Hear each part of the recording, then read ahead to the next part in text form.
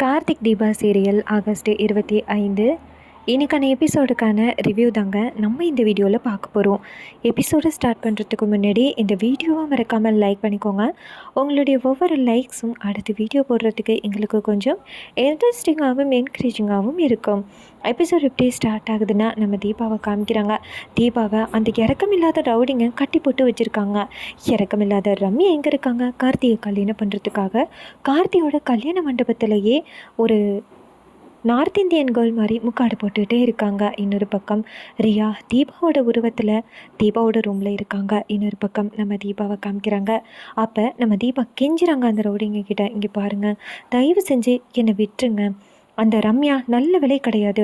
அந்த ரம்யா மட்டும் அந்த வீட்டுக்கு மருமகளாக போனால் கண்டிப்பாக வந்துட்டு யாரையுமே உயிரோட விட மாட்டா. கண்டிப்பாக அவளுடைய கோபத்துக்கு அந்த வீடு ஆளாகும். அவள் கண்டிப்பாக அவங்க அப்பாவையே கொலை பண்ணுறதுக்கு முயற்சி பண்ணவ. அதனால் அந்த குடும்பத்தில் உள்ளவங்களையும் கொலை பண்ண முயற்சி பண்ணுறதுக்கு சான்ஸ் இருக்குது. அதனால் தயவு செஞ்சு நான் சொல்கிறத கேளுங்க. நீங்கள் தான் எப்படியாவது வந்துட்டு என்னைய விட்டுருங்க. நான் எப்படியாவது நாங்கள் போயிட்டு கல்யாணத்தை நிப்பாட்டுறேன். அந்த கல்யாணத்தை நிப்பாட்டியே ஆகணும் அப்படின்னு தீபா கெஞ்சுறாங்க. அப்போ அந்த ரவுடி சொல்கிறான், யாரா இவ முதல்லேருந்து புலம்பிக்கிட்டே இருக்கா? இங்கே பாரு, நீ மட்டும் இப்படியே பேசிக்கிட்டு இருந்தியன்னா உன்னை நான் கண்டிப்பாக வந்துட்டு வாயை சேர்த்து அடைச்சிடுவேன் அப்படின்னு. இதை கேட்டுட்டு தீபா சொல்கிறாங்க, அண்ணா தயவு செஞ்சு என்னை விட்டுருங்கண்ணா அப்படின்னு. அந்த நேரம் பார்த்து வெளியில் போலீஸ் ஹாரன் கேட்குது. இது கேட்டதோட அந்த ரவுடி சொல்கிறான், வெளியில் போய் என்னென்னு பார்த்துட்டு வா, ஏதோ சத்தம் கேட்குது அப்படின்னு. அப்போ ஒரு ரவுடி வெளியில் போய் பார்க்குறான். அப்போ போய் பார்த்தா சரவணன் போலீஸ் வண்டியோட போலீஸ் ஆட்களோட வந்துக்கிட்டு இருக்காரு. இதை பார்த்துட்டு அந்த ரவுடி ஓடி வந்து, ஐயோ போலீஸ் வருது அப்படின்னு சொல்ல அந்த ரவுடி அதிர்ச்சியாகி தீபாவை அந்த இடத்துலேருந்து வேறு இடத்துக்கு கூட்டிகிட்டு போகிறாங்க. அப்போ நம்ம தீபாவோட வாயையும் தீபாவோட கையையும் கட்டி போட்டுடுறாங்க. சரவணன் நேராக அந்த தொழிற்சாலைக்குள்ளே வராரு. வந்துட்டு எங்கே பார்த்தாலும் பார்க்குறாரு. பார்த்தா யாரையுமே காணோம். அப்போன்னு பார்த்து ஒரு போலீஸ் வந்து சொல்கிறாரு, சார் இது மாதிரி அவங்க வந்துட்டு ராங்கான இன்ஃபர்மேஷன் கொடுத்துருக்காங்க சார், வேறு இடத்துல ஏதோ 2 பொண்ணுங்க இருக்காங்களாம் அப்படின்னு. இதை கேட்டதோட சரவணன் ஷாக் ஆகி சரி கிளம்புவோம் அப்படின்னு சொல்லிட்டு கரெக்டாக தீபா இருக்கிற இடத்துக்கு வந்துட்டு திரும்பி போகிறாரு சரவணன். அப்போ நம்ம தீபா நினைக்கிறாங்க, ஐயோ சரவணன் என்னை வந்து நீங்கள் கண்டுபிடிச்சிருவீங்க, நான் எப்படியாவது இந்த பிரச்சனையிலேருந்து தப்பிச்சிருவேன் அப்படின்னு நினச்சேன். ஆனால் நீங்கள் என்னை கண்டுபிடிக்காமல் போயிட்டீங்களே, நான் எப்படி கார்த்திக் சாரோட கல்யாணத்தை நிப்பாட்டுறது அப்படின்னு தீபா அழுத்துக்கிட்டே இருக்காங்க. இன்னொரு பக்கம் சரவணன் அந்த இடத்துலேருந்து கார் எடுத்துக்கிட்டு போயிடுறாரு.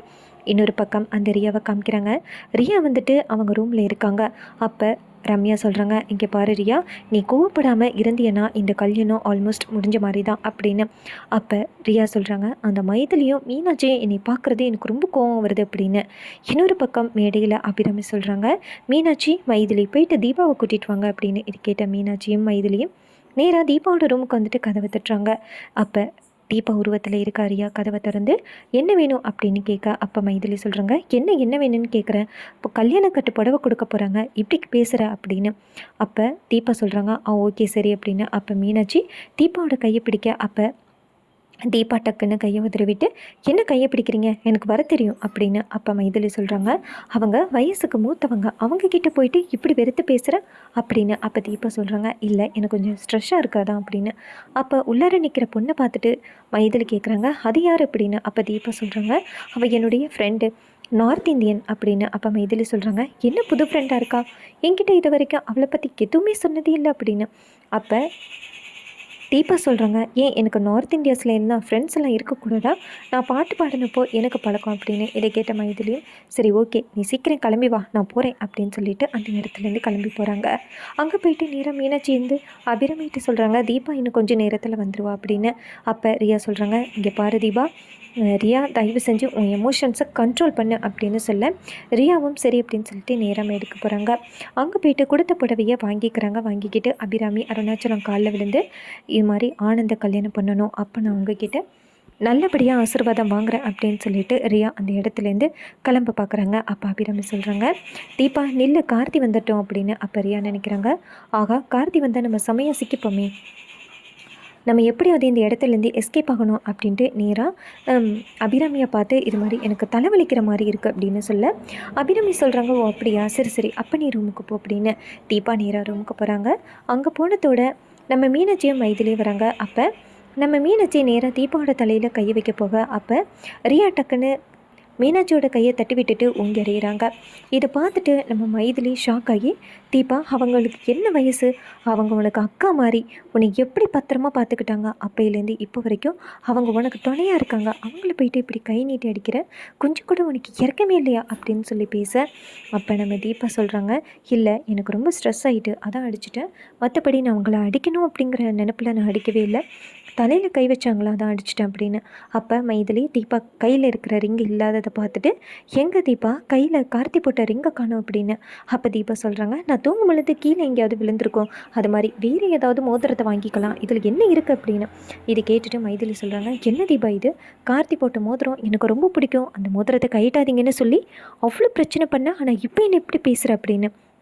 அப்போ தீபா சொல்கிறாங்க, அந்த மாதிரி ஒரு மோதிரத்தை வாங்கிக்கிட்டா என்ன, கார்த்தி போட்ட மோதிரம் மட்டும்தான் போடணுமா என்ன அப்படின்னு சொல்லிட்டு, சரி வெளில போங்க நான் சேஞ்ச் பண்ணிட்டு வரேன் அப்படின்னு சொல்ல, மைதிலியும் மீனாட்சியும் வெளியில் வராங்க. அப்பா மைதிலி சொல்கிறாங்க, மீனாட்சி அவள் அடித்ததுக்கு நான் மன்னிப்பு கேட்டுக்கிறேன், அவள் இந்த மாதிரி பிஹேவ் பண்ணுவான்னு நான் நினைக்கவே இல்லை அப்படின்னு. அப்போ மீனாட்சி சொல்கிறாங்க, பரவாயில்ல மைதிலி, அவளை தங்கச்சியாக நினச்சதுக்கு அவள் எனக்கு நல்ல பாடம் கற்பிச்சிட்டா அப்படின்னு சொல்லிட்டு மீனாட்சி சோகமாக போகிறாங்க. இதை நம்ம ரம்யா காதில் வாங்குறாங்க. கண்டிப்பாக அங்கே ஏதோ ஒரு குழப்பம் நடந்திருக்கு, அதனால தான் மைதிலியும் மீனாட்சியும் இதை பேசிக்கிறாங்க, நம்ம போய் கேட்போம் அப்படின்னு சொல்லிட்டு போகிறாங்க. அங்கே போனதோட ரம்யா கேட்குறாங்க, என்ன ஆச்சு அப்படின்னு. அப்போ ரியா சொல்கிறாங்க, என் தலையில் கை வைக்க வந்தா, அதான் செவிலே ஒன்று கொடுத்தேன் அப்படின்னு. அப்போ ரம்யா சொல்கிறாங்க, இங்கே பாரு, நீ ரொம்ப பெரிய தப்பு பண்ணுற, நீ இந்த மாதிரி முன்கோபம் பட்டியன்னா கண்டிப்பாக அவங்க நம்மளை ஃபைண்ட் அவுட் பண்ணுறதுக்கு நிறைய சான்சஸ் இருக்குது, அதனால் நீ தயவு செஞ்சு உன்னுடைய கோபத்தை கண்ட்ரோல் பண்ணிக்கோ அப்படின்னு. அப்போ ரியா சொல்கிறாங்க, அந்த மீனாட்சியை எனக்கு ஏற்கனவே பிடிக்காது, அவள் பக்கத்தில் வந்தாலே எனக்கு அவளை அடிக்கணும் போல தான் இருக்குது அப்படின்னு. இது கேட்டுட்டு ரம்யா சொல்கிறாங்க, தயவு செஞ்சு உன் கோவத்தையெல்லாம் கண்ட்ரோல் பண்ணு அப்படின்னு. அதே நேரம் பார்த்து நம்ம மீனாட்சியை காமிக்கிறாங்க. மீனாட்சி ரொம்ப சோகமாக இருக்காங்க. அதுக்கப்புறமா அந்த ஜாதகக்காரரை காமிக்கிறாங்க. அவர் ஒரு ஆட்டோவில் வந்துக்கிட்டு இருக்காரு. அப்போ ஆட்டோ டக்குன்னு ஸ்டாப் ஆகிறது. அப்போ ஜோசியர் கேட்குறாரு, என்னாச்சுப்பா அப்படின்னு. அப்போ அந்த தம்பி சொல்கிறான், என்னென்னு தெரியல, இவ்வளோ நேரம் ஆட்டோ நல்லா தான் வந்துச்சு, டக்குன்னு ஆஃப் ஆகிட்டு, சரி நான் சரி பண்ணுறேன் அப்படின்ட்டு ஆட்டோ விட்டு இறங்குறாங்க. அப்போ இன்னொரு பக்கம் தர்மலிங்கம் எல்லாரையும் வரவேற்றுக்கிட்டே இருக்காங்க. அப்போ ஜோசியக்காரர் நேராக தர்மலிங்கத்தை பார்க்குறாரு. என்ன இது, தர்மலிங்கம் ஐயா இங்கே இருக்காங்க, இவங்க தானே அன்றைக்கி நம்மக்கிட்ட ஜாதகம் பார்க்க வந்தது அப்படின்னு சொல்லிட்டு போய் அவங்கள பார்க்க போகிறாங்க. அப்போ தர்மலிங்கம் ஜோசியக்காரரை பார்த்துட்டு, வாங்க ஐயா அப்படின்னு சொல்ல, அப்போ அவர் நேராக தர்மலிங்கத்தை பார்த்துட்டு, என்ன இங்கே நிற்கிறீங்க அப்படின்னு. அப்போ தர்மலிங்கம் சொல்கிறாரு, என் பொண்ணுக்கு தான் கல்யாணம் அப்படின்னு. அப்போ அவர் சொல்கிறாரு, உங்ககிட்ட நான் ஆல்ரெடி சொன்னேன்னே, இது மாதிரி உங்கள் பொண்ணுக்கு கல்யாணம் நடந்தால் ரொம்ப பெரிய பிரச்சனையாகும் அப்படின்னு சொன்னேன்னு, என்ன நீங்கள் இது பெரிய விஷயமாகவே எடுத்துக்க மாட்டேங்கிறீங்க அப்படின்னு. அப்போ தர்மலிங்கம் சொல்கிறாரு, ஐயா நாங்கள் இதை பற்றி எங்கள் சம்மதி அம்மா கிட்ட சொன்னோம், ஆனால் அவங்க இந்த கல்யாணம் நடந்தே ஆகணும்னு ரொம்ப பிடிவாதம் பண்ணுறாங்க அப்படின்னு. இதை கேட்டுட்டு அவர் சொல்கிறாரு, இந்த கல்யாணத்தினால ஒரு உயிர் போகிறதுக்கு கூட சான்சஸ் இருக்குது, உங்களுக்கு பரவாயில்லையா, இந்த கல்யாணத்தினால ஒரு உயிர் போகட்டுமா அப்படின்னு. இதை கேட்டுட்டு தர்மலிங்கம் சொல்கிறாரு, அப்படிப்பட்ட ஆசையெல்லாம் எங்களுக்கு கிடையாது, நாங்கள் சம்மதி அம்மா கிட்ட சொன்னோம், இந்த கல்யாணம் வேணாம், இந்த கல்யாணத்தை நிறுத்திடுங்க, இதனால் உங்கள் உயிருக்கு ஆபத்து அப்படின்னு சொன்னோம். ஆனால் அவங்க என்ன சொன்னான்னா, ஏற்கனவே என் பையன் கல்யாணத்தை என்னால் பார்க்க முடியலை, மறுபடியும் என் பையன் கல்யாணத்தை பார்க்கலைன்னு எனக்கு ரொம்ப சங்கடமாயிரும், எனக்கு என்ன நடந்தாலும் பரவாயில்ல, என் பிள்ளையோட கல்யாணத்தை இன்றைக்கி பார்த்துட்டு தான் நான் கண்ணை மூடுவேன்னு அவங்க ரொம்ப பிடிவாதம் பண்ணுறாங்க, அதனால தான் இந்த அளவுக்கு வந்தாச்சு அப்படின்னு. அப்போ ஜோசியக்காரர் சொல்கிறாரு, அப்போ உங்களுக்கு ஒரு உயிர் போனாலும் எந்தவித கவலையும் இல்லை தானே அப்படின்னு. இதை கேட்டுட்டு தர்மலிங்கமும் ஜானகியும், என்ன ஐயா இவ்வளோ ஸ்ட்ராங்காக சொல்கிறீங்க அப்படின்னு. அப்போ அவர் சொல்கிறாரு, ஸ்ட்ராங்காக சொல்கிறேன்னா அந்த அளவுக்கு பிரச்சனை இருக்குது, அதனால தான் நான் இவ்வளோ ஸ்ட்ராங்காக சொல்கிறேன், தயவு செஞ்சு சொல்கிறது கேளுங்க, இந்த கல்யாணத்தை இப்போவே நிப்பாட்டுங்க, இல்லைன்னா உயிர் போயிடும் அப்படின்னு. இதை கேட்டுட்டு தர்மலிங்கத்துக்கும் ஜானகிக்கும் என்ன பண்ணுறதுன்னே புரியல. அப்போ ஜோசியக்காரர் சொல்கிறாரு, இங்கே பாருங்கள் நானே சொல்கிறேன் அப்படின்னு. அப்போ தர்மலிங்கம் சொல்கிறாரு, இது வரைக்கும் எந்த பிரச்சனையும் இல்லாத மாதிரி தான் இருக்குது, அதனால் தயவு செஞ்சு பொறுமையாக இருங்க அப்படின்னு. ஆனால் அவர் சொல்கிறாரு, எப்படி சார் பொறுமையாக இருக்க முடியும், எனக்கு தெரிஞ்சு ஒரு உயிர் போக போகுது அப்படின்னா என்னால் எப்படி பொறுமையாக இருக்க முடியும், கண்டிப்பாக இந்த கல்யாணம் நடக்கவே கூடாது, நான் போய் சொல்கிறேன் அப்படின்னு சொல்லிட்டு நேராக அவர் மண்டபத்துக்குள்ளே வராரு. அப்போ தர்மலிங்கமும் ஜானகியும் பின்னாடியே வராங்க. இன்னொரு பக்கம் நம்ம ரியா கல்யாணத்துக்காக அந்த ரம்யாவை ரெடி பண்ணிடுறாங்க. ரம்யா அந்த புடவை கட்டிக்கிட்டு ரெடி ஆகிடுறாங்க. ரொம்பவே சூப்பராக அப்கமிங் எபிசோடை கொண்டு போகிறாங்க. இதே மாதிரி இன்னுமே அப்டேட்ஸை நம்ம சேனலில் பார்க்கணும்னா மறக்காமல் நம்ம சேனலை சப்ஸ்கிரைப் பண்ணிக்கோங்க. தேங்க்ஸ் ஃபார் வாட்சிங்.